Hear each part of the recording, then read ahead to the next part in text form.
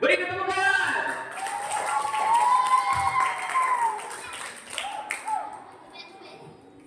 Assalamualaikum warahmatullahi wabarakatuh. Kami dari sekolah UPN dan Tapik.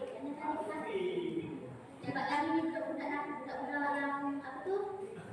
Budak apa tu namanya?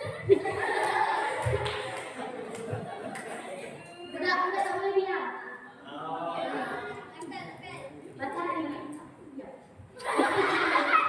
Pada hari ini kami akan membacakan hadis yang bertajuk Elok Budi Pekerti. Soalannya, mengapa tajuk ini penting bagi kita? Jadi, kami memuasa jom kita sama-sama mengetahui dengan lebih lanjut tentang tajuk yang akan kami sampaikan kepada kalian.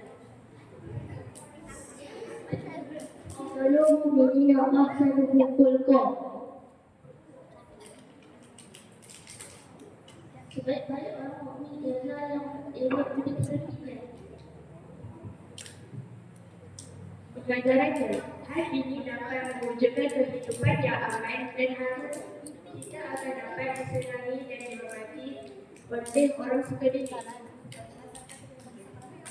Huraian hadis.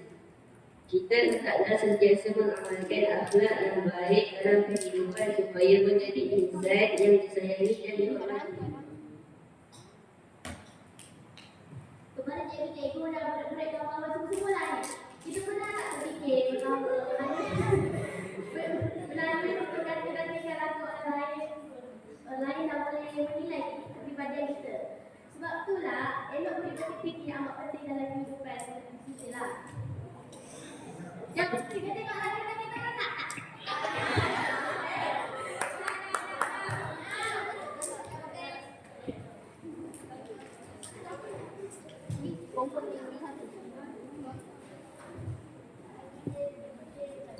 Pada suatu hari, beberapa murid berada di dalam salat. Tapi tiba-tiba,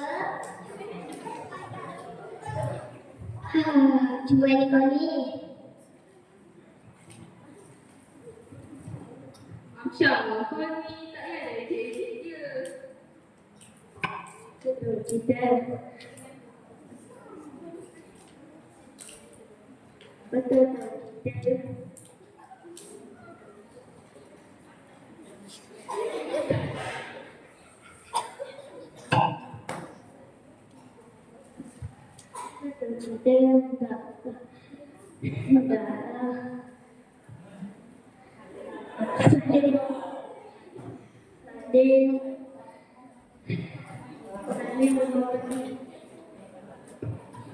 Itu dah tadi. Kita kata dah jaga tutur kata kita supaya tak sakitkan hati dia. Yelah, aku tak asam. Dan kali aku tak didik kau lagi. Bagus, inilah budi pekerti yang baik. Ini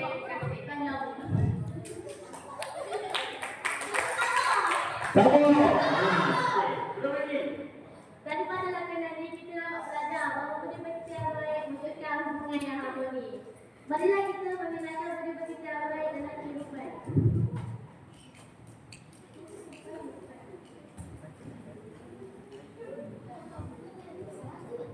Budi bahasa cerminan diri, akhlak mulia yang disukai semua. Jadi, marilah budi pekerti, akhlak mulia, hidup bahagia. Itu sahaja dari kami. Sekian, terima kasih.